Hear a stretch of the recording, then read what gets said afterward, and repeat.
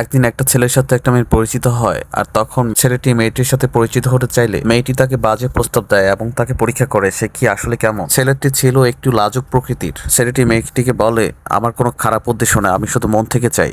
মেয়েটি একটা লোকের সাথে দুষ্টু কাজ করার সময় ছেলেটি তখন ওই রাস্তা দিয়ে যাচ্ছিল, সরাসরি তাদের অপকর্মগুলো দেখে ফেলেছিল। ছেলেটি তখন মেয়েটিকে বলে, আমি তোকে মন থেকে চেয়েছিলাম আর তুই আমার মনটা নিয়ে খেলা করলি, তুই একটা অপরিচিত ছেলের সাথে খারাপ কাজ করতেছিলি। এই লোকটি তখন ছেলেটিকে বলে, তুই তো তোর গার্লফ্রেন্ডকে মজাই দিতে পারিস না, এর জন্য তো চলে আসে, তুই একটা অকর্মা ঠিকই রে। এই কথা শোনার পর ক্ষিপ্ত হয়ে তার দিকে তেড়ে আসে। এরই সাথে ওই লোকটার সাথে ছেলেটির ফাইট হয়। ওই লোকটি ছেলেটিকে এক ঘুষি দিয়ে অজ্ঞান করে দেয়। হঠাৎ করে ছেলেটির শরীরে এক অদ্ভুত শক্তি চলে আসে, আর ওই শক্তিশালী লোকটাকে মেরে ছেলেটি চলে যায়।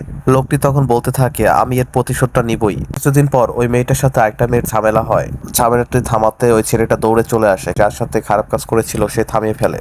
যে মেয়েটির সাথে ঝামেলা লেগেছিল ওই মেয়েটি ছেলেটির প্রতি দুর্বল হয়ে যায়, তাকে ভালোবেসে ফেলে। পার্ট 2 দেখতে চাইলে তোমরা সাবস্ক্রাইব এবং লাইক শেয়ার করে রাখো।